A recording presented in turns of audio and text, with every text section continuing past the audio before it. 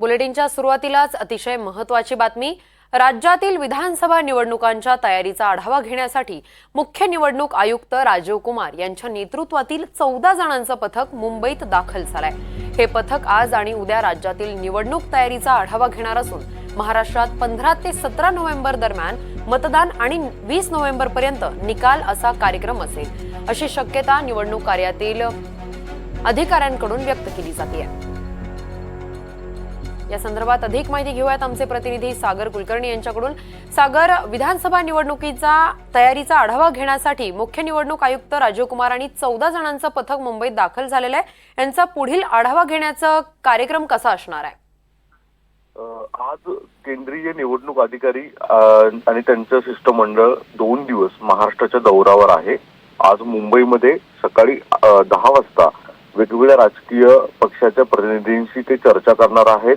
केंद्रीय निवडणूक आयोगाच्या वतीने राज्यात जे निवडणूक अधिकारी आहेत त्यांनी मतदार याद्या तसंच नवीन मतदार याद्या काही नावं वगळणं किंवा इतर राजकीय जे पक्षांची काही भूमिका असेल किंवा त्यांना काही चर्चा करायची असतील, मुद्दे मांडायचे असतील तर या शिष्टमंडळाशी चर्चा करेल।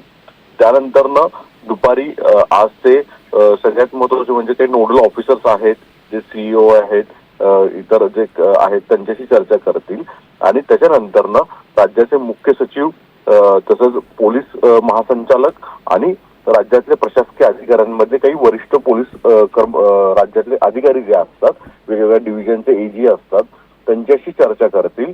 राज्यात प्रशासकीय यंत्रणेचा परिस्थिती काय आहे ती राजकीय आढावा घेतील आणि त्यानंतरनं उद्या देखील त्यांचा काही अधिकारी तसंच प्रशासकीय इतर वर्गातले अधिकारी यांच्याशी डिस्कशन आहे। उद्या प्रसार माध्यमांशी सुद्धा राज्यात आज आणि उद्या जे काही आढावा घेतील त्याची माहिती देण्यासाठी पत्रकार परिषदेचं आयोजन देखील केलेलं आहे। एकूणच मतदार यादी अंतिम झालेल्या आहेत। महाराष्ट्रामध्ये जवळपास चर्चा आहे की ऑक्टोबरच्या पहिल्या किंवा दुसऱ्या आठवड्यामध्ये आचारसंहिता लागेल।